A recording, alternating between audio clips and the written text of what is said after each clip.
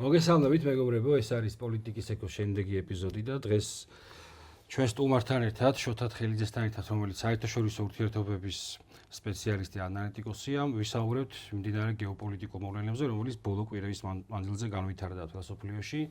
პირველ რიგში მადლობა იმისთვის, რომ გვეწვიეთ და ჩვენ რაღაცნაირად დამწყები ვართ ამ საქმეში ამ YouTube-ზე და სოციალურ მედიაში, თუმცა ვცდილობთ, რომ მაქსიმალურად შევიცადოთ ის, რომ მოახდინოთ მობილიზება იმ ადამიანებისა, რომლებიც თავად საუბრობენ დღეს თან საკმაოდ რთულია ხოლმე, იმიტომ რომ აი ამ რაღაცა ლიბერალურ კონტექსტში განსხვავებული აზრის ანალიტიკის მოსმენა გართულდა, თუმცა ბოლო პერიოდში გამოჩნდნენ ბევრი ადამიანი, მათ შორის შენც მინდა გითხრა, რომ აქტიურად ვარ შენი ესეთი პოდკასტის დიდი ვეზირის სვენელი და სწორედ აი ამ გეოპოლიტიკურ თემებს რომ ეხები, ესეც კიდევ ერთი მნიშვნელოვნად საინტერესოა ჩვენთვის.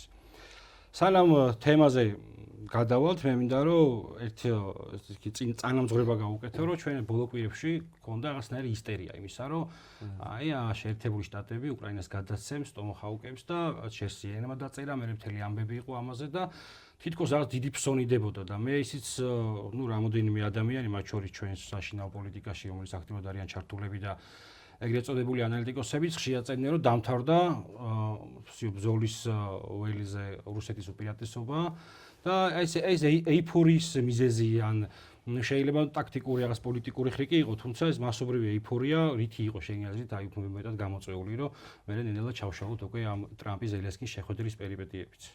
მოგესალმები პირველ რიგში, მადლობა დაპატიჟებისთვის. ჩვენ თუ გავიხსენებთ გასულ 3 წელიწად ნახევარს, რაც უკრაინის კონფლიქტი მიმდინარეობს, ეს პირველი შემთხვევა არ არის მსგავსი ეიფორიის. ჩვენ პირველივე წლიდან გვახსოვს, ხო, რაღაც ყოველი რაღაც თანამედროვე რა, ანუ ნატოს შეიარაღების მიცემის წინ ყოველთვის იყო ეს მედია ჰაიპი, რომ აი იარაღს მივაწვით უკრაინას და ფრონტზე შეიცვლება რეალობა, უკრაინა შეძლებს რაღაც გარდამტეხი ცვლილებების შეტანას კონფლიქტში, ხო? ის იყო თავიდან ეს იყო ჯაველინები, მერე ჰოვიცერები, შემდეგ იყო ჰაიმარსები, შემდეგ იყო ატაკამსები, მერე ასე ვთქვათ ჯავშან ტექნიკა, ბრედლები, ტანკები და ბოლოს ერთ-ერთი ეს უკანასკნელი იყო Storm Shadows გარდა ასევე იყო F-15-ების გადაცემის საკითხიც და რაღაცა შემდგომ ისე ხდებოდა ხოლმე, რომ ეს იარაღები არათუ გარდატეხას ვერ შეიტანდნენ ამ კონფლიქტში, უბრალოდ რაღაცა მედია ჰედლაინებიდან ქრებოდნენ და რაღაცა ფრონტი არათუ რაღაც უკრაინის სასარგებლოდ იცვლებოდა, არამედ პირიქით გარკვეულ რაღაცა დათმობებიც ხდებოდა ამ შემთხვევაში. ტომაჰაუკი გამონაკლისი სარაკეტო სისტემაა, გამომდინარე მისი შორმანძილზე ფრენის შესაძლებლობებისა, თუ სწორად მოხდა. უკას ხო დაიდო, რომ ამ ტერიტორიას მოიცავდა. ამ ხრივ იყო ის სახიფათო იარაღი და მისი მოცულობიდან დაახლოებით 9 ტონას იწონიდა და მისი აფეთქების მოცულობიდან იყო ესეთი შიშის მომგვრელი იარაღი, თუმცა როგორც ახლა სამხედრო ანალიტიკოსები იძახდნენ, ეს არის საკმაოდ მოძველებული სისტემა, 70-იანების ბოლოდან 80-იანების დასაწყისში არის შექმნილი ეს იარაღი და მაშინ ესეთი ჰიპერბგერითი იარაღი არ იწარმოებოდა. ეს ზებგერითია დაახლოებით 900 კმ/სთ სიჩქარით დაფრინავს, მაგრამ მსგავსი სიჩქარით მოძრავი რაკეტა თანამედროვე თავდაცვითი სისტემებისთვის, ასე ვთქვათ, იოლი ჩამოსაგდები რაკეტა, თან რადარებიც იოლად აფიქსირებენ მსგავს რაკეტებს და რაც თავარია, პრაქტიკა მის ჩამოგდების უკვე არსებობს. მე ვახსენე ერთ-ერთ გადაცემაში 2018 წელს ტომაჰაუკები გამოიყენეს სირიის დასაბომბად. მაშინ დონალდ ტრამპი იყო ამისი ამ აქტის მოთავე და მაშინ სირიაში არსებულმა ძველმა საბჭოურმა ესამასებმა ეს შეერაღება S-400-ები არ იყო, ხო? S-400 არა, სირიას არ ქონია S-400-ები, არ მიუწოდებია რუსეთს S-400-ები მაშინ S-400 ჯერ კიდევ თანამედროვე შეერაღებად ითვლებოდა, ეხლაც არის ერთ-ერთი თანამედროვე, მაგრამ რაღაც S-500-ზე არის უკვე დღეს საუბარი.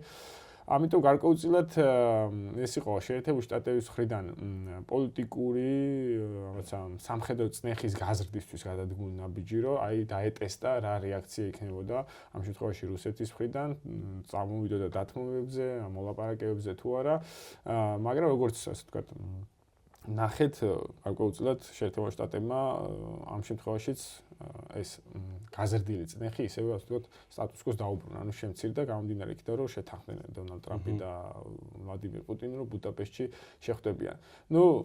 ესეც მე ვახსენე, რომ ტომაჰავკების დიდი რაოდენობით ჩამოგდება, ეს იქნებოდა საკმაოდ დიდი პრესტიჟული დარტყმა ამერიკული შეიარაღებისთვის, იმიტომ რომ ტომაჰავკის ზემოთ რაღაცა ესეთი მსგავსი ტიპის სარაკეტო სისტემა შეერთებულ შტატებს პრაქტიკულად არ აქვს და თუ მის ესეთი ტოპ რაღაცა შეიარაღება განეიტრალდა რუსეთის მხრიდან, ეს იქნებოდა საკმაოდ დიდი ესეთი სამხედრო თვალსაზრისით პრესტიჟული დარტყმა, ამიტომ მოერიდნენ ამ ნაბიჯის გადადგმას. ისე რამდენად ევროპელების მხრიდან გასაგებია, მაგრამ რამდენად მართებულია და უშუალოდ იმ გარემოებიდან გამომდინარე კონფლიქტის ეს მაქსიმალური ესკალაცია, ხო? შენ ახსენე რომ ეს არის რაღაცა ტოპი იარაღი და ამის შემდგომი ნაბიჯის რესურსი და პოლიტიკური ნებაც ჯერ როგორც აღმოჩნდა არც ამაზეა პოლიტიკური ნება, მაგრამ და ეს კონფლიქტის ესკალაცია ლოგიკურად ხო უფრო მეტად ძვირად დაუბრუნდებოდა უკრაინას და უკრაინის ფრონტს.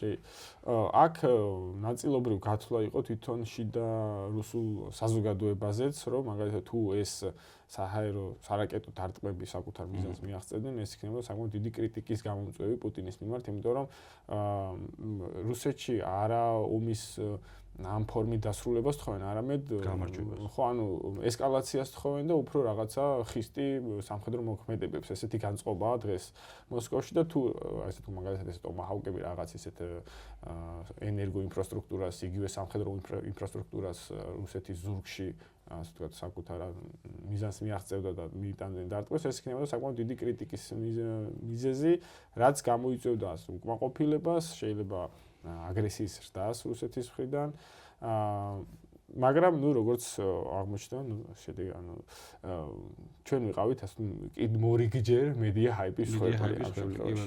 ხო, აქაც უნდა ვახსენოთ კიდევ ერთი რომ უკრაინაც ტერიტორიულად და რესურსულად დიდი სახელმწიფო არის, მაგრამ რუსეთი გაცილებით დიდია და ამ შემთხვევაში აქვს აბსორბაციის, დარტყმის შეწოვის მაღალი პოტენციალი, ხო?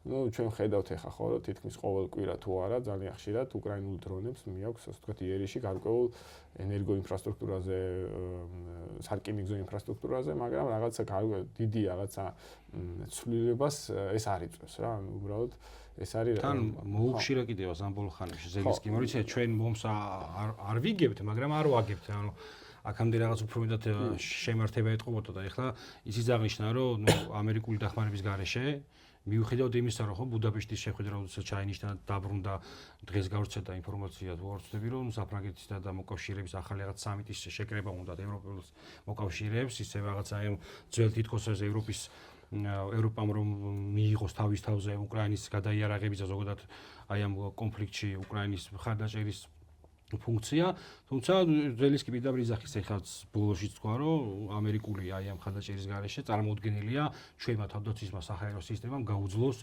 რუსულ შეტევებს რა.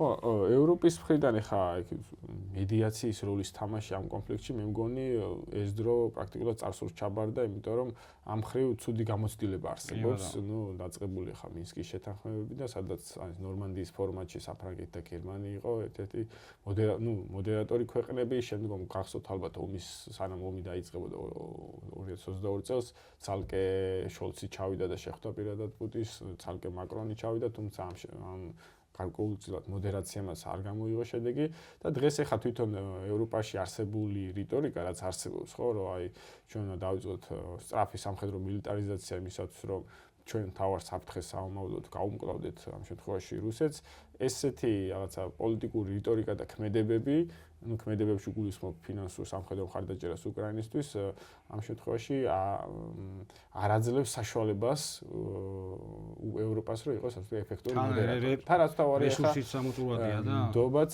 არ არსებობს. ნდობა, ამ შემთხვევაში მოსკოვის კუთხით და თვითონ შეერთებულ შტატებსაც უკვე აღარ უნდა, რომ ევროკავშირი იყოს მოდერატორი ამ ქვეყანაში, იმიტომ რომ გარკვეულწილად ეს წონას ძენს ევროკავშირს. გულისხმობ ამ შემთხვევაში დონალდ ტრამპს და პოლიტიკურ სუვიტა და ღალებებს, რაც ამიტომ დღეს რეალურად ამ კონფლიქტიდან ევროპა არის გარიყული იმ თვალსაზრისით, რომ მასზე ზეგავლენის საშუალებები მას თანდათან უმცირდება. ეხლა დაკარგული აქვს, ვერ ვიტყვი, მაგრამ თანდათანობით მცირდება, რომ რაიმე ცვლილება შეიტანოს ან ერთი მიმართულებით, ან მეორე მიმართულებით. მოდი ხა ცოტა სხვა კითხვის დასვა მინდოდა, მაგრამ აი ამ ევროპას დაუბრუნდეთ. აი შენი აზრით მე ყოველ შემთხვევაში ესე ვფიქრობ, რომ ევროპა კარგავს თითქოს გეოპოლიტიკური ფუნქცია აქვს დაკარგული რა. რაღაცნაირად ვერ ხვდება ტრაულტას ცნობილი მიმი რომ არის საიწავიდეს, იმიტომ რომ როგორც რაც იყო დაუშვათ ევროპის გეოპოლიტიკური ფუნქცია, თუნდაც კოლონიების პერიოდში, იმპერიების პერიოდში, ნელ-ნელა, პირველი მეორე მსოფლიო ომის შემდგომ უკვე ეს რაღაცნაირად თითქოს დასავლეთს რო განვიხილოთ ნებისმიერ მსჯელობაში, თუნდაც აკადემიურში და თუნდაც რაღაცა ისე, ხო, მეგობრულ დონეზე, პირველ რიგში არის შეერთებული შტატები და თითქოს რაღაც დანამატისავით არის ევროკავშირი და ევროპა, რომელსაც არ აქვს რაღაცა მკვეთრი იდენტობა გამოხატული ბრიტანელების გარდა, ჩემი აზრით. და მკვეთრი გეზი თუ საითაპირა გეოპოლიტიკური არც ამოცანა აქვს და არც ხედვა მომავალში უნდა განავითარონ თავიანთი საერთაშორისო პოზიციონირება. ხო, ანუ ჩვენ თუ რომელიმე ქვეყანას ან რაღაც გაერთიანებას უწოდებთ გეოპოლიტიკურ აქტორს, ის რაღაც კრიტერიუმებს ამისათვის უნდა აკმაყოფილებდეს და ეს კრიტერიუმები არის რამდენიმე. პირველი ამ შემთხვევაში არის სამხედრო ძალის კრიტერიუმი, არის ეკონომიკური რესურსების კრიტერიუმი, არის კულტურული რესურსების კრიტერიუმი, თანამედროვე ტექნოლოგიების კრიტერიუმი, ხელოვნური ინტელექტის კრიტერიუმი და რაღაცა გასაღების ბაზრის კრიტერიუმი. პრაქტიკულად, აი ეს მე რაც ჩამოვთვალე, ამ არც ერთ კრიტერიუმს ევროპა დღეს აღარ აკმაყოფილებს, ხო? სამხედრო თვალსაზრისით ვიცით რაც ხდება, რაღაცა ნატო ეს არის ამერიკული პროექტი და მთავარი ქვეყანა იქაა შეერთებული შტატები, უბრალოდ რაღაცა ფარია შეერთებული შტატები ევროპისთვის და არა ევროპა რაღაც შეერთებული შტატებისთვის. ეკონომიკურად ბოლო პრაქტიკულად 3 წელია წამყვან ქვეყნებში რეცესია, 0%-იან 0.რაღაც%-იანი ზრდა არის. რაღაც ქვეყნებში პირიქით კლებაც არის. ტექნოლოგიებით ევროპა თანამედროვე ტექნოლოგიებს პრაქტიკულად აღარ აწარმოებს, ინოვაციებს ის აღარ აწარმოებს, მაგალითად ეხლა ბოლოს იყო ნიუსი რომ ევროკავშირი შეთანხმდა რომ ევროპის მასშტაბით იქნება საერთო USB-ს კაბელის რეგულაცია. ეს არის მათი თანამდა, ეს მიმებად გადაზრდილი ეს ბოთლზე, ასე ვთქვათ, საცობი რო არ უნდა მოძრეს ეს ევროპულ ტექნოლოგიებს მიიჩნევა.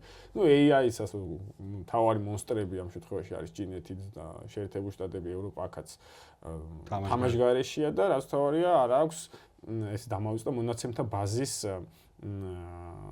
შეგროვების შესაძლებლობა, აი cloud capital-ს რასაც ეძახიან სოციალურ ქსელებით, ხო? არც ყველა სოციალური ქსელი ან ამერიკულია, ან ჩინური. მაგას დავების ხო, ანუ ესეც ამნიშნულოვანი და ბოლო ერთ-ერთი, კულტურასაც აღარ შევეხები, დასავლური კულტურული ნარატივები და ეს მიმზიდველობა რაც არსებობდა აქამდე თანამთანობით იკარგება და ამას ხედავთ კიდევაც, ხო? გარდა ამისა, ბოდი შეგაწყვეტინებ.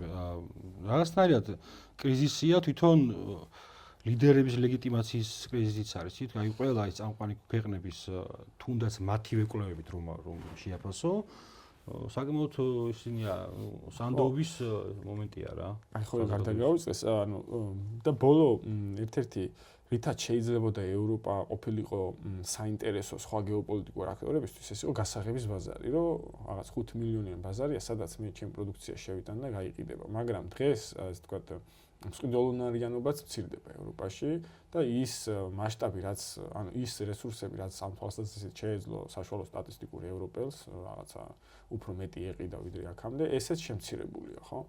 ეს რესურსიც. ხო, რაც შეეხება ხა პოლიტიკურ ლიდერებს სახელმწიფოსა და კაპიტალს შორის დაპირისპირებაში, რომელიც ისტორიული დაპირისპირებაა, კაპიტალმა შეჭამა სახელმწიფო, პოლიტიკური ისტებლიშმენტი. დღეს რეალურად ევროპის პოლიტიკური ლიდერები არ არიან სახელმწიფო მოღვაწეები, ან პოლიტიკური ლიდერები, ისინი არიან გარკვეულ ევროპულ ოლიგარქატზე დაქვემდებარებული პოლიტიკური ლიდერები, რომელთაც საკუთარი სუბიექტურობა არ გააჩნიათ და თვითონ ვერ იღებენ გადაწყვეტილებას, ხო? ეხლა იგივე ეს მერცი არის BlackRock-ის, გერმანული BlackRock-ის ყოფილი დირექტორი, მაკრონი იყო როთშილდების სახლის ერთ-ერთი რაღაცა თანამშრომელი, ბრიტანეთს ეხა აღარ ვახსენებ, კომიკური მიეწყო პრაქტიკულად კომიკური პრემიერები, ხო? რაღაცა ლის ტრასი იყო, მე ბორის ჯონსონი, ეხა ეს რაღაცა კიერ სტარმერი, რაღაც იმას ხანდახან იძახიან, რომ რაღაც ტელეპრომპტერია, ტექსტ ჩადებდა, კითხულობს, ხო? და ამ პრობლემის მოგვარება დღეს საკმაოდ რთულია, იმიტომ რომ სახელმწიფომ პოლიტიკურმა ისტაბლიშმენტმა დაიბრუნა საკუთარი ძალა აი ოლიგარქათთან დაპირისპირებაში, ეს ჩემთვის წარმოუდგენელია. არის რაღაც ეს ვითომ რაღაც კონსერვატიული ტალღა, რომელიც არსებობს თითქმის ყველა წამყვან ქვეყანაში, ევროპაში, ლეპენია საფრანგეთში, ფარაჯია ბრიტანეთში, იგივე AfD, მაგრამ ეს პარტიებიც რეალურად არის სისტემური პარტიები, რომელთაც აი ეს სისტემური გარდაქმნა ევროპაში მათ არ შეუძლიათ. თუ რაღაცა კორექცია, კოსმეტიკური რაღაცა რეფორმები შეიძლება მათ ანახორციელონ, მაგრამ რაღაცა სისტემური გარდაქმნა ჩემთვის წარმოუდგენელია და ამის მაგალითებიც არის, ხო, ჯორჯია მელონი, რავი, სანამ ხელისუფლებაში მოვიდოდა, დედა ვარ, მე ქრისტიანი ვარ, ხო, რაღაცა უკვე ძალიან რაღაცა ულტრაკონსერვატიული, რაღაცა ნეოფაშისტური რიტორიკაში გადადიოდა, მაგრამ როდესაც ხელისუფლებაში მოვიდა, მისგან ერდოღანი აძლევს შენიშვნას, სესიგარის მისგან აღარაფერი დარჩა, ამიტომ ამ თვალსაზრისით რაღაცა ცოტა პესიმისტური განწყობა არსებობს ევროპაში. თუმცა არის ურბანი კიდე, ცოტა ისეთი ექსტრავაგანტული ფიგურა. ხო, ორბანიც ეხა უნგრეთი არის საშუალო ქვეყანა, რომელსაც არ შეუძლია გავლენის მოგონება. თუმცა ის რომ აი შარლემ შეიხის სამიწეც აქცენტი გააკეთეს ორბანზე და მე უკვე ბუდაპეშტი რო შეირჩა, აი ამ შეხვედრის ესე იგი ადგილად გახარებული ჩანდა ორბანი საკმაოდ თითქოს რომ აი ნიშნის მოგებით პოზიციონირებდა ევროპასა. აქ ერთი საინტერესო რაღაცა იყო, რომ აი როცა შეხვედრა უნდა შემდგარიყო 17 ოქტომბერს იყო თუ არ ვცდები, ზელენსკისა და ტრამპის შეხვედრა დაგეგმილი და აი არავინ არ მოველოდებოდა პროტოკოლით არ იყო გათვალისწინებული ყოველ შემთხვევაში ის რომ ტრამპისა და პუტინის სატელეფონო საუბარი უნდა შემდგარიყო და აი მეხის გავარნასავით იყო ის რომ რაღაცნაირად ის მედია ჰაიპი რაც ისაუბრე რომ ეს მედია ჰაიპი იყო აწეული ეს დასავლური კოალიციის მეხოტვეები ამუნათებენ და ანჩე სამყაროს რომ ეხლა დამთავრდება ამჯერად მაინც დამთავრდება ეს რუსული დომინაცია და უცებ განხორციელდა ეს ზარი, ну, რა თქმა უნდა, ეხა ეს სპონტანურად არ იყო ლიდერებს შორის, თუმცა ისე რომ საზოგადოების ფართო წრისათვის ეს უცნობი იყო და პროტოკოლით არ იყო გათვალისწინებული და უცებ განხორციელდა. აი ეს რა მომენტი იყო, ეს იყო იმ წნეხის პასუხი, რაც შენ საუბრობდი, რომ იცი რა, თან ტრამპს ახასიათებს ზოგადად მისი არა მხოლოდ პოლიტიკაში ყოფნისას, მისი აი ბიზნესმენობის პერიოდში ახასიათებდა ესეთი მიდგომები, რომ რაღაც წნეხს ახორციელებს, მე ნუ ჩვეულებრივი როგორც ბიზნესმენი უყურებს ხოლმე თავის პროცესებს.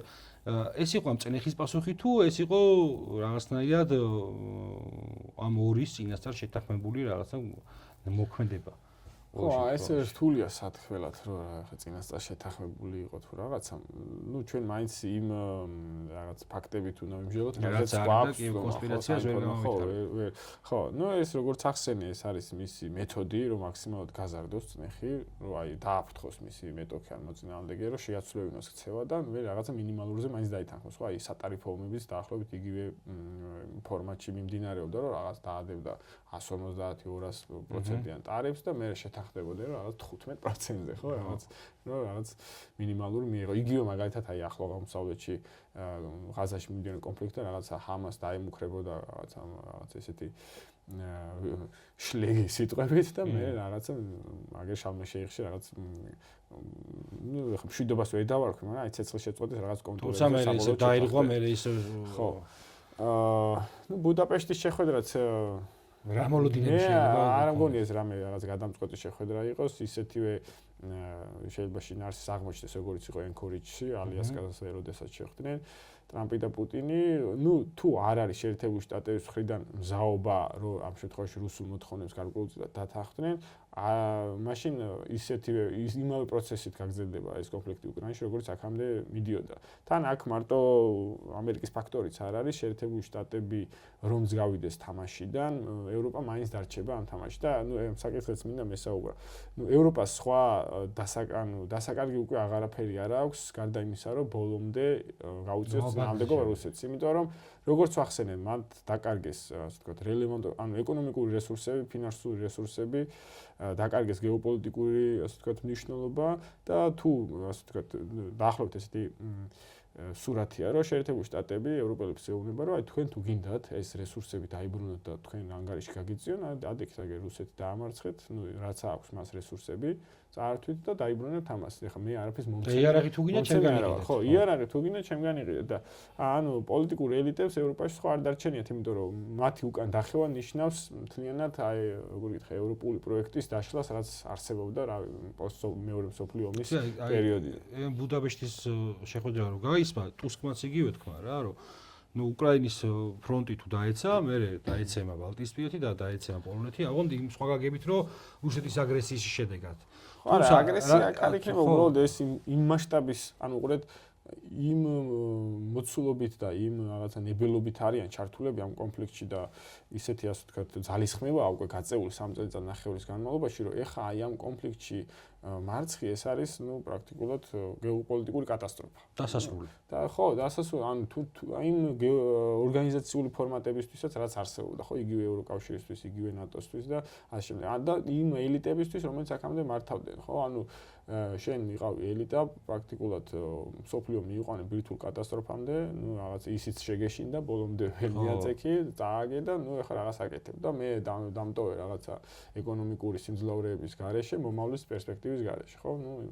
ეს ელიტები უნდა გამოიცვალოს, რაც საკმაოდ რთული არის, იმიტომ რომ ეს ელიტები საკმაოდ შესისხორცებულია უკვე.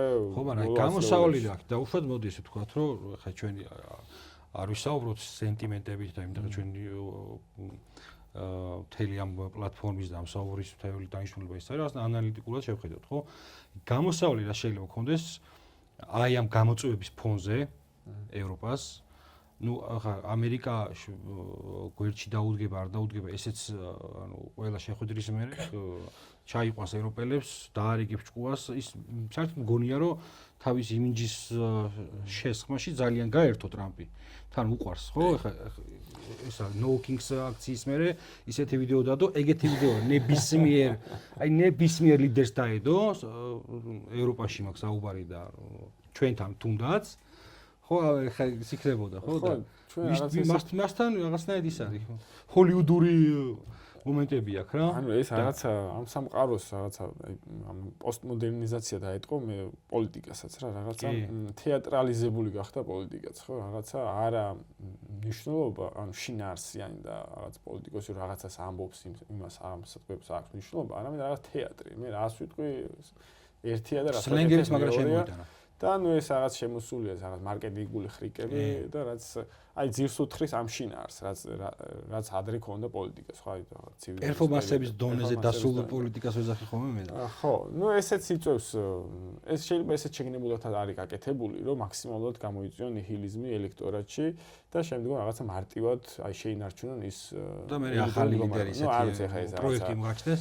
სოციოლოგიური დაკვირვება ამ მაგას ვერ დავაკეთებ. კი ბატონო, მოდი ახლა მას დაუბრუნდეთ. აი რა გამოსავალი შეიძლება გქონდეს აი ამ გამოწვევების ფონზე, მათ შორის საერთოდ რაღაცები რაც ჩამოვთვალეთ, მიგრაციას არ გვითქვია და რა და მიგრაცია ერთ-ერთი კიდევ მნიშვნელოვანი პრობლემაა დღესაც მაგათთვის და მაგათთვის რა ანუ ევროპისთვის. აი ამ გამოწვევების ფონზე ხა წინაზე მახსოვს ესეთი ამბავი იყო, როდესაც ოვალურ კაბინეტის მერე განაწყენებული ზელენსკი ჩამოვიდა, ჯერ ჩავიდა ბრიტანეთში, მერე მოიარა მაკრონი შეხვდა მთელი ამბავი და აბა მერცი და მოგცემთ ფულს იარაღს და მერე უცებ ერთ კვირაში მაკრონმა თქვა რომ იცი რა ამ ფულის მოცემა ცოტა საეჭვია, იმიტომ რომ ეს რაღაცას გამოიწვევს და მთელი ამბავი. ესენის თითქოს აი რასაც მიდი იომე და ბოლოს გადაწყვეტ მომენტში იკავებენ თავს და ამ ფონზე ხა კი რა თქმა უნდა მესმის იმ ლოგიკისა რომ ვაბანგზე შესულია და აუცილებელია მისი ფუნქციონირებისათვის და ამ გეოპოლიტიკური რუკაზე იცის რომ სუბიექტად დარჩეს აუცილებელია მანაც აი ამ ომში რაღაცა კონკრეტული შედეგი მიიღოს, თუმცა მე ყოველ შემთხვევაში მათთვის სასარგებლო მომავალს ვერ ხედავ. ხო, შეერთებული შტატების მხრიდან ეს არის სასახად პასუხისმგებლობის არიდება, რომ გადააბაროს ევროპელებს და ევროპა ამ შემთხვევაში გამოვალ სიტუაციაში ხო მას დაანონსეს ეს დიდი უმსხვილესი რემილიტარიზაციის გეგმა 800 მილიარდის ოდენობით. თუმცა რაღაც რეალობა განსხვავებულია.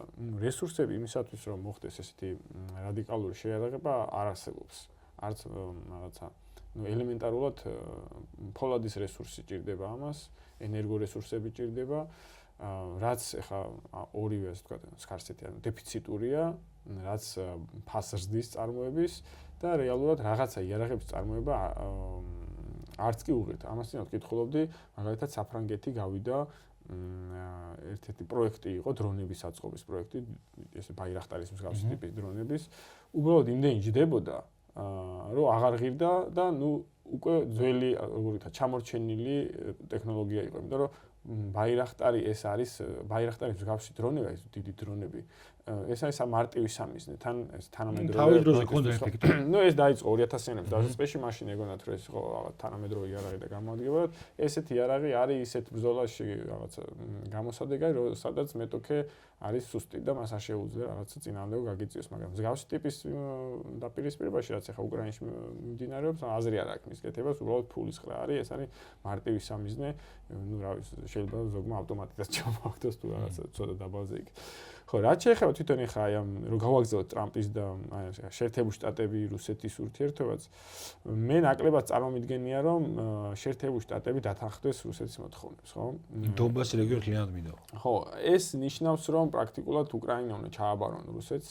თუ უკრაინა ჩააბარეს რუსეთს, ეს აუცილებლად გამოიწვევს იმას, რომ მინიმუმ აღმოსავლეთ ევროპაში დაიწყება საკუთარი გეოპოლიტიკური ავანსების გადააზრება, ხო? იგივე, უნგრეთი, სლოვაკეთი, ახლა ვნახეთ ჩეხეთში, რაღაც ანდრეი ბაბიში გახდა. ისინი დაფიქრდებიან, რომ ახლა თუ ამერიკამ ეგრე რაღაცა დათმო უკრაინა, თან არ დაგვაწყდეს ის, რომ აღმოსავლეთ ევროპაში საკმაოდ აქტიურია ჩინეთის საკუთარი ინვესტიციები. კი ბატონო. სერბეთი არის ამ შემთხვევაში, ბალკანეთის ქვეყნები.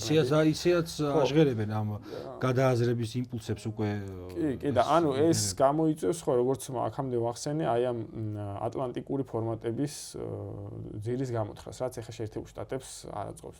ის ნატოს არასდროს დათმობს, იმიტომ რომ ეს არის ევროპის კონტროლის მექანიზმი. ნატოს დათმობა ნიშნავს იმას, რომ ადრე თუ გვიან რუსეთი იქნება გავლენის აქტორი ევროპაში. და შეიძლება აღდგეს ის ურთიერთობები, რაც იყო აქამდე, ხო, იგივე ეს Nord Stream-ის გაზის მიწოდება, ვაჭრობის აღდგენა და რაც ანუ ყურე ბუნებრივი ისტორიული პროცესი შეიძლება დაიწყოს ამით, ხო? გეოგრაფიულად ერთ არეალში არიან, ერთ ჭირდება რაღაცა პროდუქტი, რომელიც მეორეს აქვს ის, რაც პირველ. აქამდე, ანუ ცივი ომიდან მოყოლებული, ეს იყო, რომ ეს ბუნებრივი ისტორიული განვითარება ჩაეშალა და ამას ახერხებდა შეერთებული შტატები და თუ ეხა ამ კონფლიქტში რაღაც უბრალოდ დათანხმდება რუსულ მოთხოვნებს, ეს იქნება აი ამ ისტორიული ბუნებრივი პროცესის გაგრძელება, ანუ კონტინენტური ევროპა აღარ იქნება ატლანტიკური. კი ბატონო, იმ გეოპოლიტიკურ თერმინს ხო ეხა თუნდაც ანუ თვითონ აი ნატოში აი ხო არის ყადაღებული საკითხი, რომ აი რუსეთმა რამდენჯერმე თხოვა შეერთებულ შტატებს, რომ ნატოში მიიღო. ნუ ჯერ კიდევ 50-იან წლებში და მერე აი ეს 2000-იან წლების დასაწყისში.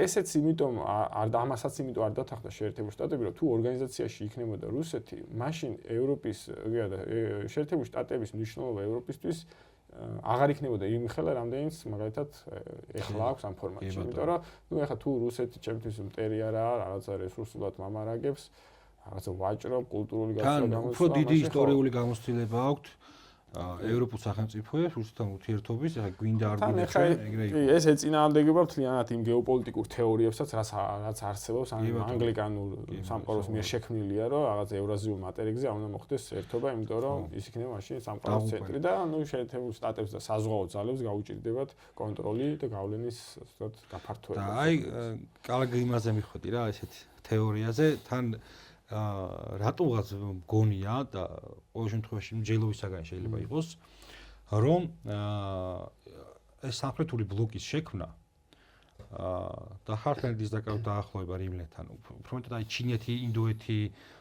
რუსეთის დაახლოების მომენტი, იქ მე ბრიქსის კავშირი და ასე შემდეგ, ანუ ალტერნატიული პოლიციის წარმოქმნა, რაც უკრაინის ომის მერე კიდევ უფრო გაძლიერდა, იმიტომ რომ პრაქტიკულად მიდევენ ეს ყველაფრიდან ჩახსნილი რუსეთი აი ამ ალტერნატიული სივრცისკენ თვითონაც დიდი წინააღმდეგობა არ გაუწევია, იმიტომ რომ რა თქმა უნდა ისიც ფიქრობს, რომ თუ სადმე დასავლეთის პოზიციონერებს უნდა გაუწიოს წინააღმდეგობა, ეს უნდა იყოს კოალიციაში, იმიტომ რომ საბჭოთა კავშირი უკვე აღარ არის რა, ესეც ესმის ამას და შესაბამისად ეხა თვითონ უნდა იყოს ამ დიდი კოალიციის წევრი. მნიშვნელოვანი, თუმცა მაინც წევრი და არა რაღაცა დამოუკიდებელი აქტორი. ხო და ხომ არ ჩდება თვითონ ტრამპის რიტორიკაშიც, რომ თბილად ცდილობდა პუტინთან მიმართებაში შეერჩია სიტყვები, რაღაცნაირად სულ აი ამ გადამწყვეტ მომენტში, როდესაც უკრაინის ფრონტის ხაზზე დასავლეთ ფონა გაიმარჯოს რაღაცა იქ ალიასკი შეხვედრა მე ბუდაპეშტი. ხომ არ არის ცდილობა იმისა, რომ აი ამ პროცესს, ასაც ხარხელდის დაახლოება რიმლეთთან ქვია და ალტერნატიული სამხრეთული ღერძის ჩამოყალიბება ქვია, რაღაცნაირად ხელი შეუშალოს იმით, რომ რუსეთთან რაღაცაზე დაალაგდეს ისეთზე, რომ აი ამ ესე იგი ალტერნატიულ პოლუსის გაძლიერებას შეაფერხოს. ეს გეგმა ხომ არ რიტორიკა რა ძელობა ხომ არ გონია რომ ლოგიკურია. ეს არის ეს კისინჯერიანული პოლიტიკა რომ რაღაცა ჩინეთთან გააკეთეს და უფრო 70-იან წლებში. ხო, ჩემთვის დღეს უკვე არის წარმოუდგენელი, უბრალოდ ჩვენ გავწდით turning points, ასაც ეძახიან რა, იმ წერტილს, სადაც შეიძლება რუბიკონი გადალახულია. ხო, ანუ ეს გავწდით უკვე ამ დროს, სადაც ეს შეიძლებოდა მომხდარიყო.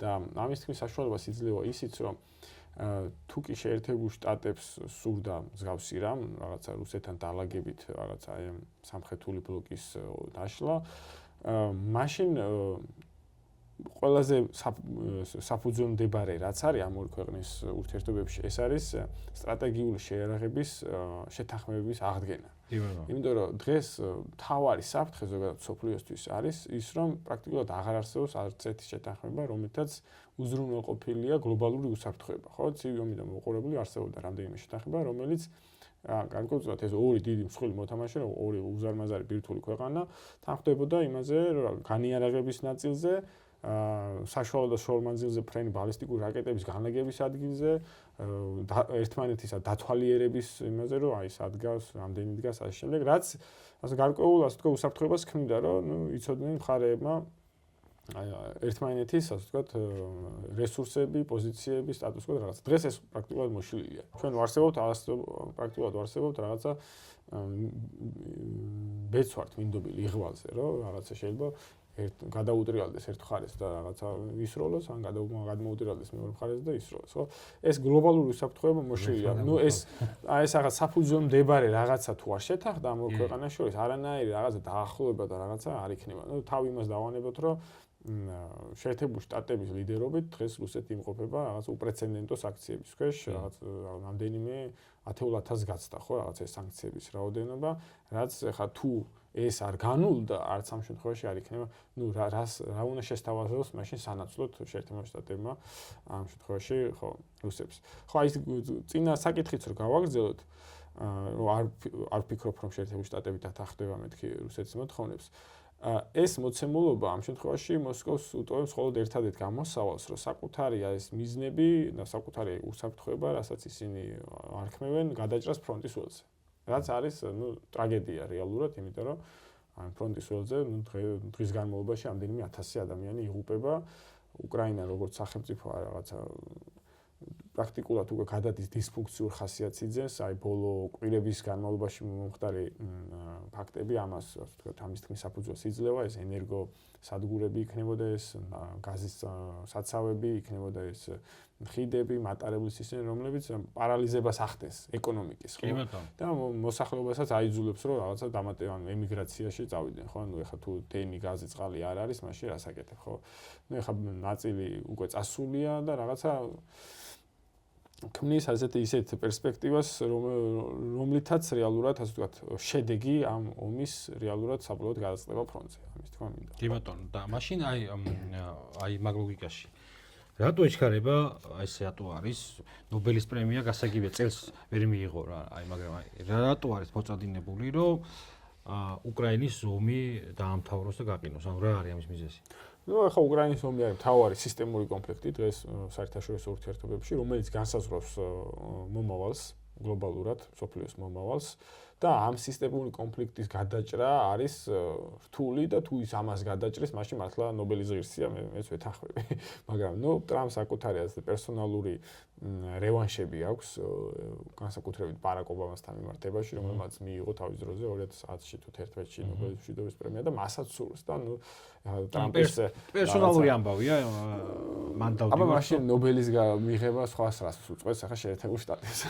ხო, ტრამპის ნობელის ეს გასაგები ამას მე ისევ AI-ის ვიდეოს იმაში განვიხილავ. აი თუნდაც აი თვითონ რაც ჩამოთვალა მე 7 კონფლიქტი გადავჭერიო ხო რაღაცა კამბოჯა და ალბანეთი. აი თუნდაც რომელიმე რომ მართლა გადაეჭრა, ანუ სისტემურად გადაეჭრა და არა რაღაც დროებით მოდი ხელი ჩამოვართვი და რაღაც ფოტო გადავიღეთ, რაღაცა კოსმეტიკურად.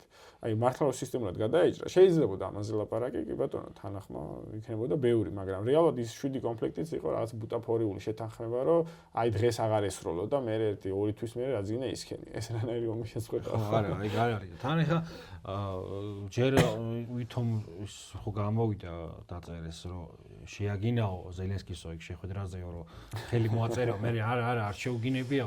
ესეც უკვე ეს ჩვენ ყმაწვილკაცობაში პოპულარული დასავლური მედიები, რომელიც მაშინ ესე იგი ავტორიტეტული მეთვლებოდა, ეხლა ყვითელ პრესას წავიდა, შეაგინა არ შეაგინა და მთელი ამბავი თან დასავლურ მედიაში რაც იწერება რაღაცა არ უნდა მივიღოთ რომ მართლა შეიძლება ასე მოხდა არის დასავლურ მედია დღეს არის აი როგორ გითხრათ ფსიქოლოგიური ოპერაციების ერთ-ერთი მთავარი ინსტრუმენტი საიობს რასაც ეძახიან და რითაც ტესტავენ ხო დასავლური მედია ზოგადად უკვე მედია არის საზოგადოების განწყობებს ტესტავენ ამზადებენ საზოგადოებას აგუებენ ასე შემდეგ და ნუ რაღაც ეხა იქ გამოვიდა ხო შეხვედრა თვითონ რაც თქვა ანუ რაც თქვა ეს თვითონ ხო არის ის რომ ეხლა რაც როგორც არის რა ქვია ბრძოლის ველი იმ მდგომარეობაში და იმ პოზიციებში გავყინოთ. ხო ესეც თვითონ საჩვენებლად არის შეიძლება რომ აი მე უკრაინასთან კონფლიქტში ვარ რაღაც დიპლომატიურ პოლიტიკურში და აი მე ვცდილობ და ხო მე ვცდილობ რაღაცა და მოდი შენ სამეში წამომყევი აი რომ მოსკოვს აჩვენონ რა ესეც არის ესე თქვა ფსიქოლოგიური ოპერაციის ნაწილი. ერთი ლოგიკა თუ არის ამერიკას ცდილობს რომ ხელი დაიბანოს აი კონფლიქტში სხვათა შორის ბოლო ხანებში ვიზია თქვა მესე არ ვიტყვი ტუსკის განცხადებას, მაგრამ პირველი ამჩნევს ხოლმე რაღაცებს რა. ის იყო რა ქვია. პირველად როცა თქვა ტრამპა რომ ზელენსკიზე რომ უკრაინა შეუძლია ტერიტორიების დაბრუნება და ოპა ეს რო ითქვა ატყდა ხმაური. და იქ ბოლოში თქვა რომ ორი ქვეყანას უშვილებს წარმატებას ოღონდ ჩუმად. რა და ეს დაიჭირა მაშინ პოლონელმა და ეს რას ნიშნავს რომ ნუ ბიჭებო რა ვიცი მე ჩემი გითხარით და წითქვენ გადაწყვიტეთ რა და თუ ეგ ამბავია თან რომ იცი რა უკრაინის ომის წარუმატებელი დასრულება დასავლეთისთვის ნიშნავს აი ამ არსებული სტატუს-კვოს დანგრევას დისფუნქციას სტრუქტურისა და ამას ეხლა ნუ ტრამპი თუ არის ბევრი ხო ვიღაცა იაზრებს შესაბამისად ვაშინგტონში რატო არის ეს ორმაგით თამაში ერთის მხრივ და მეოთან მეორეს მხრივ იმას მცდელობა იმისა რომ ნელა ამომეწურა თან ორჯერ ითქვა უკვე რომ ამერიკა დაიღალა ამ კონფლიქტის საერთაშორისო ანუ ეს ოფიციალური ისტაბლიშმენტის დონეზე მე რაც მახსოვს ერთხელ თქმა ომის მინისტრმა და პრესპიკერმაც გაიმეორა რომ ამერიკა დაიღალა მოკლედ აი ამ უკრაინის ფრონტის რუკების განხილვით. ხო აი ამ ტრამპის რიტორიკის ცვლილებას მე აი ამ განცხადებას რომ აი უკრაინა შეუძლია ამ ომში გამარჯვება მე მაინც მივიჩნე ამ ენქორიჯის შეხვედრის გამოძახილად სადაც ტრამპა ვერ მიაღწია ამ საკუთარ სასურველ მიზანს რომ აი დროებითი ცეცხლის შეწყვეტა მიიღო და ვითომ რაღაცა გაბრაზდა პუტინზე და შეატრიალა რიტორიკა ნუ არა და გვახსოვს ხო როდესაც თებერვლის ბოლოს მოხდა შეხვედრა მაშინ პირიქით იძახდა რომ და ზელენსკის ეუბნებოდა რომ შენ არ გაქვს კარტები და სოფლიოს აყენებ ბირთვულ არ მოწო შენი კოსტუმი მე ეხა მოწონდა ბოლოს ეხა შეატრიალა რომ თურმე კარტებიც აქვს და რაღაცა ომის მოგებაც ისე შეუულია რომ გლობალური რაღაცა ბირთვული კატასტროფა არ გამოიწვიოს ხო ესეც მე ვთვლი ამასაც ფსიქოლოგიური ოპერაციების ნაწილად რომ და ნუ ეს არის იმისი სიმპტომი რომ შეერთებულ შტატებს აღარ აქვს გადამწყვეტი გავლენის მოხდენის შესაძლებლობა ამ კონფლიქტზე, რომ იგივე შეერაღებით, იგივე რაღაცა ეკონომიკური ზეწოლით, იგივე დიპლომატიური ზეწოლით, ხო მეტი ზეწოლა რა უნდა მოხდეს, რუსეთი რაღაცა ყველა იმ ორგანიზაციიდან განდევნილია იქნება სპორტული, კულტურული თუ რაღაცა პოლიტიკური, რომელიც შეიძლება მონაწილეობდა, ეხლა ფიზიკურად გაეროდან ვერ გააგდებენ, იმიტომ რომ ახლა უშიშროების საბჭოს წევრი ქვეყანა, ეკონომიკურ თვალსაზრისით ვახსენეთ, რომ რაც სანქცია რამე შეიძლება და არსებობდა, იგივე SWIFT-დან გათიშვა, იგივე ეს რაღაცა ნავთობის და ენერგორესურსების გადაყიდვის აკრძალვა, იქ ინდუეთთან რაღაცა ვაჭრობა რო და საბოლოო ჯამში მე მაგ ტარიფების ომში რა შედეგზე მივიდა. ეგეც გავუკვირდით რომ ყველა იარაღი რაც შეიძლებოდა მიეწოდებინა მიაწოდეს, ანუ ის გავლენის ბერკეტები რეალურად მცირდება და ანუ ეს სუსტი პოზიციონირება გამოიხატება აი ამ რაღაცა ვერბალურ მანევრებში, რომელსაც ანუ ამერიკა გააგრძელებს ამ პოლიტიკას შენი ჩემი აზრით გააგრძელებს. გააგრძელებს, რომ არ არის მიყიდვა გაგრძელდება ევროპისთვის და ის ფულს გააკეთებს ამ შემთხვევაში ერთ-ერთი და მაგრამ პასუხისმგებლობა საბოლოოდ მე არ არის. გამოვა, ანუ რეალობაში გამოვა კონფლიქტიდან, ოღონდ ეცდება რომ თან ხათეცებით კონდეს დაახლოებით ეგ პოზიცია გამოდის.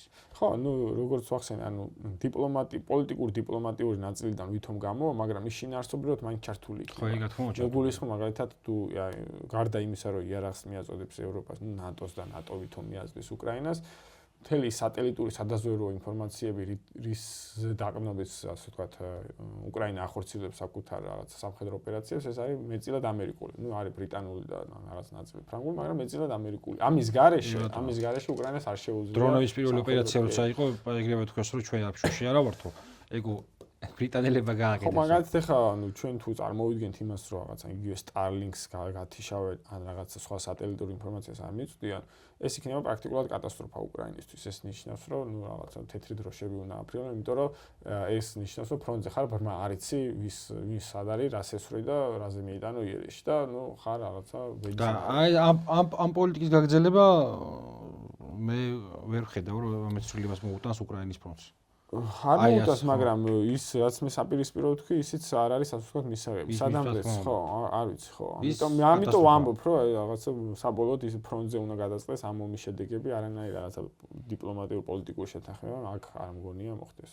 აი ხა მოდი ცოტა კი ბატონ, გასაგებია და ცოტა ისე რომ წავიდეთ უკვე დასასრულისკენ, შეუძლებელია აი ამ ორ ყიაზე ვილაპარაკოთ და არ გავიხსენოთ შარლემ შეიხში ალიევისა და აი ხო ეგ ფენომენი საკმაოდ ის არის საინტერესო რა იმიტომ რომ ჯერ როცა ზანგეზურზე საუბარი დაიწყეს და იქ ტრამპის მარშრუტი და მთელი ამბები როცა იყო მაშინაც დიდი ჰაიპი იყო მედიური ჰაიპი განსაკუთრებით ჩვენს რეგიონში რა და იქ შანხაის სამიწე ალიევს არ შეხვდა პუტინი და იქ ერთმანეთს არ გაუღიმეს და ნუ რაღაც ეს მესიჯები იყო რა და აი ამ იმაზე როცა თქვა რომ აი ეს ესე შემოტრიალდა და ეს ორიო ბიჭები მე შევარიგეო მან თქონდა რასნაირად ის არის რა საინტერესო კაცია მოკლედ ტრამპი ხო და ეგ ფენომენიც ის არის თან იმას უხარობდა ფაშინიანი გამოჩნდა გახარებული კიო ვეღავიო ხო ხა ტრამპი შოუმენია ეგ ახალი ამბავი არ არის მისი სტილია ეს რაღაც პოლიტიკას ახალისებს ამეთი აუდიტორიას ხო ეხლა მაგრამ აი აქ რა იცვლება და აი ცოტა აქეთ წამოვიდეთ იმ კონტექსტი გათვალისწინებით რომ იქ გრძელდება ეგეთი მსგავსი სიტუაციაც ახლა არის რომ თან ეხმარება დაუშვათ უკრაინაში პუტინი ლავროვმა თქვა რომ ეს არ არის ის რაზე ჩვენ ალიასკაზე შევთანხმდითო ანუ ის სრულ დემილიტარიზაციას ითხოვს დონბასის რეგიონისა ამის ფონზე აქ ანუ ესეც ამას უყურებ მორიგ შეკავების ინსტრუმენტს, რუსეთის შეკავების ინსტრუმენტს კავკასიაში გავლენების ზრდას, მაგრამ მე არ მგონია რომ თვითონ შეერთებული შტატები იყოს აქტორი ამ შემთხვევაში რა. თავარი აქტორი აქ იქნება თურქეთი, ჩვენი მეზობელი თურქეთი, რომელიც იქნება შემსრულებელი ამ დავალების რუსეთის ასე ვთქვათ კავშირების გაწყვეტას ირანთან ახლო აღმოსავლეთთან, ინდოეთთან, რომ არ მოხდეს ამ კუთხით, ასე ვთქვათ, რუსული გავლენების გაფართოება, თავარი დავალება ამ შემთხვევაში, რომ ეს არ მოხდეს, შემსრულებელი ამ საქმეს იქნება მომავალში თურქეთი. და ნუ ხა აზერბაიჯანის თემაც ცოტა ესეთი ზაფხულში საკმაოდ მწვავე მდგომარეობა იყო ირანთან მიმართებაშიც და რუსეთთან მიმართებაშიც, მაგრამ ეხლა ბოლოს დუშანბეში რუსეთთან გარკვეულწილად რაღაცა ეს სიტუაცია განიმოხდა, თუმცა გრძელვადიან პერსპექტივაში მე მაინც გონია რომ ეს კონფლიქტი გაგრძელდება. ან თურქეთ-რუსეთი, თურქეთ-აზერბაიჯანი, ცენტრალური აზიის რაღაცა ეს ჯაჭვი, რაღაცა თურანის რაღაცა პროექტი არსებობს. კი, პროექტი არსებობს, თუნდაც იმიტომ რომ ანუ რო შეხედო რუკას, ხო? გეოპოლიტიკურად რამაც შეიძლება ეს რაღაცა თურქეთი არის ამ შემთხვევაში ხო ანგლოსაქსურის სამყაროს დავალების შემსრულებელი. ამ შემთხვევაში მასაც აწყობს ეს პროექტი, იმიტომ რომ თვითონ ანძლიერდება და აწყობს, რა თქმა უნდა, ეს თურანის პროექტი არა მარტო რუსეთის წინააღმდეგ, არამედ ჩინეთის წინააღმდეგაც მიმართული. არა მარტო ტერორიზმის, სეპარატიზმის მიმართულებით, არამედ აბრეშუმის გზას უქმნის საფრთხეს აი ეს თურანის იდეა, მაგრამ გრძელვადიან პერსპექტივაში ჩვენ ისტორიას თუ გადავხედავთ, არც ძლიერი თურქეთი არ არის დასავლეთის ინტერესში. ასე დიდი თურანის რაღაცა მქონე თურქეთი არ შედის არც ისრაელის ინტერესში. მე სიმართლე გითხრა ვერ ვხედავ მაგის რესურსს. რესურსს არ ვხედავ, მაგრამ რაღაც ეს არ არის რაღაც 5, 10, 20 წლის პროექტი, შეიძლება ეს იყოს ერდოღანი არის ის ლიდერი, რომელმაც და ამასთან დაკავშირებით ნიშანდობლივია ის გარემოებაც, რომ ერდოღანის მმართველობას პატიობენ ამდენს, ხო, მის პრაქტიკულად დიქტატორულ რეჟიმს არანაირი რაღაც გამოხმაურება არ აქვს დასავლეთში, ხო? ნუ ეს ახსენეთ კიდევაც სტამბოლის მერი, ამ ქალაქის მერი, დემოკრატიულად არჩეული მერი, რომელიც იყო მთავარი მისი ოპონენტი შემდგომ საპრეზიდენტო არჩევნებში, რომელსაც შეიძლება ვთქვათ, რომ პრაქტიკულად დაამარცხებდა ერდოღანს, ის დაიჭირეს, ხო? არა, ამას თავი დავანებოთ, რაღაც ქურთებით დასახლებულ ქალაქებში არჩევნებს, რა შეიძლება. ესეც აგეთი აიხსნება, რომ ერდოღანთან საქმის გაფუჭება ეხა დასავლეთს არ აწყობს, იმიტომ რომ თურქეთი აკეთებს იმ გეოპოლიტიკურ საქმეს, რაც არის დასავლეთში. თან ხო აი ბოლო პერიოდში თუ დააკვირდები, ხე მე body language სპეციალისტი არა ვარ და მაგრამ რაზე ეთქო, ხაი ცნობილი კადრი იყო მაკრონი მივიდა ხელი. ბოსივით იქცევა რა. ხო, ვერ უბედავენ. და ხო რაღაცა ბოსური ისა იმიჯი აქვს რა და ისიც საინტერესო იყო ერთადერთი ანუ ტრამპს ხო ახასიათებს იქ აი ისა მაკრონი ალოდინა, მე ერდოღანი ალოდინა გარეთ და ბოლოს შეხვედრისას ხო უთხრა რომ ესო ხო ქუჩები ხო გადავიდა და სირიაო ამან დაალაგა რა ეს მაგაზე მიანიშნებს ეს რიტორიკა რომ ეს მნიშვნელოვანი ფიგურაა და ყველა სამიძე მათ შორის ღაზა სექტორზე ეს იქვეა რა ახლოს უზის და ისიც არ გვაგვიწყოს რომ ტრამპმა მოთხოვა რუსული გაზის შესყიდვის აკრძალა. ნუ ეხა ეს რაღაცა ძალიან რადიკალური მოთხოვნა იყო, ამაზე უარს ვერ იტყოდე, მაგრამ ასევე გაისმა ესეთი საუბრებიც, რომ შეიძლება მოხდეს სამხრეთის ნაკადზე საბოტაჟი, რაც შეიძლება მართლა განხორციელდეს, არ გამოუცხა. მაგრამ ეს ყველაფერი არნიშნავს იმას, რომ თურქეთი მარიონეტული სახელმწიფო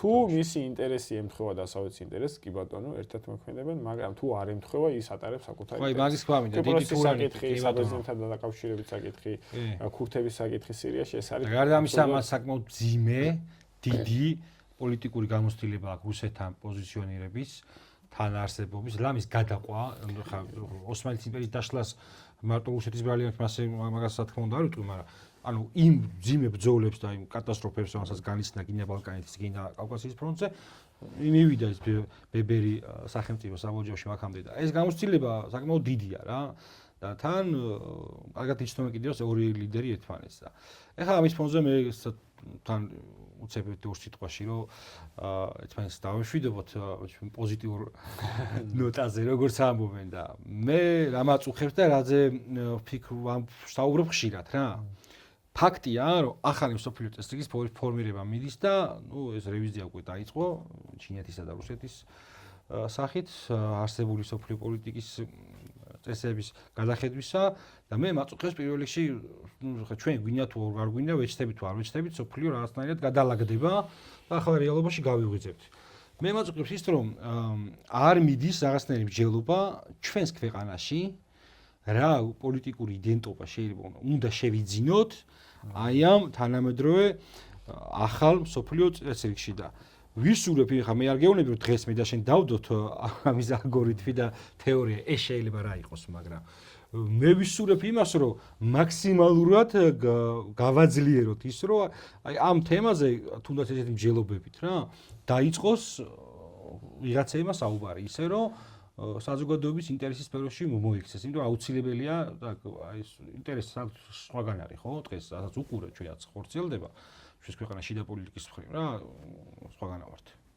ხო, ახლა ჩვენ ვართ პერიფერიული პატარა სახელმწიფო, ჩვენთან რაღაცა გლობალური ტრენდები საკმაოდ გვიან მოდის ხოლმე.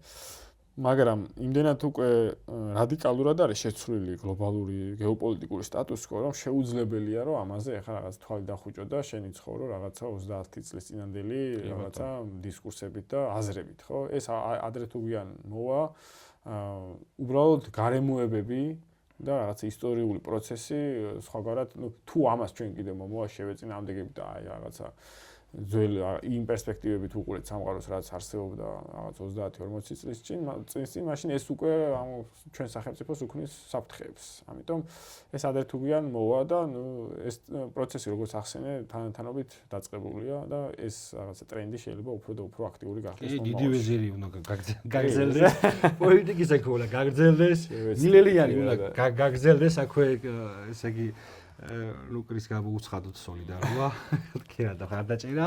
რატო ვიძახი, იცი? თან ახლა მე მედია ეპოქაში ვცხოვრობთ, ხო?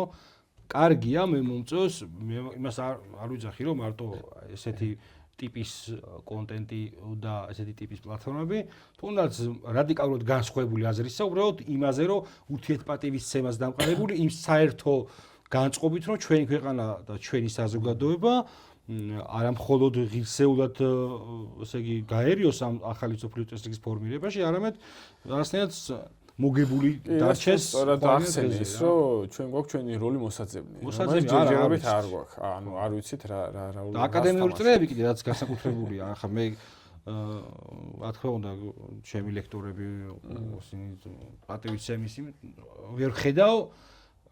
ზოგადად ხო მან დიწყება რა, ეს მსჯელობა ხო მაგ იქ უნდა დაიწყოს საზოგადოებაში, პირველი ჯგუფი ეგენი უნდა იყვნენ და იქ მსჯელობა არ იწყება. ხო, ეს სამწუხაროდ აკადემიურ სივრცეც გავლენის ობიექტები არიან და რთულია რაღაცა აი ამ პოზიციებიდან გამოსვლა. შეიძლება აუქციის სურვილი უბრალოდ რაღაცნაირად ანთავის ეს პროცესიც დაწყებულია და იმედი მაქვს, რომ რაღაც აკადემიურ სივრცეც გაჯასაღდება და რაღაცა საღი აზრი შევა, თორემ რაღაცა დღევანდელი აკადემიურ პერსონაჟსაც ვაკვირდები, ისინი რაღაც იდეოლოგიურ პლასტში არსებობენ და რაღაცა იმის ამ ნაჭუს გარეთ არ იხედებიან. რაც რაც დრო გადის, უფრო და უფრო შორდებიან რეალობას და ბოლოს გამოდის, რომ რაღაცა შეიძლება რაღაც ისეთი სიგიჟე აზრი თქვან, რომ უბრალოდ ყვა ჩამოგივარდეს, იმიტომ რომ რაღაცა გონია, რომ რაღაცა აკადემიური ადამიანია, ინტელექტუალურია და ბოლოს რაღაცა ისეთი. ხო, ანუ აღარ შეიძლება ეს აღარ მისი მიღება არ შეიძლება. ხო, აღარ ვხედავთ, არ არის სამყარო იგივე, სამყაროა და დროა ჩვენს რაღაც მარტო იმ გამოწვევების გარდა, რაც აქვს ჩვენ ქვეყანას, სადაც საუბრობენ, იმის გარდა ეს ერთ-ერთი აუცილებელია, იმიტომ რომ დაგება ხვაინდელი დღე და ისევ არ გვეცოდინება რა ვქნა და სად წავიდეთ, უკლედ ესე მინდოდა მეთქვა და ის ხარი დაუჭირდა დიდვეზისა და პოლიტიკის ეკოსა და სხვა პლატფორმებს და მადლობა დღევანდელი ესე იგი ჩვენი ამ პოდკასტის იმისათვის რომ შედგა და წარმატებას გისურვებ შენ საქმიანობაში და წარმატებას უსურვებ ყველა იმ ადამიანს ვინც ხარდაჭერია ჩვენი პროექტებისა.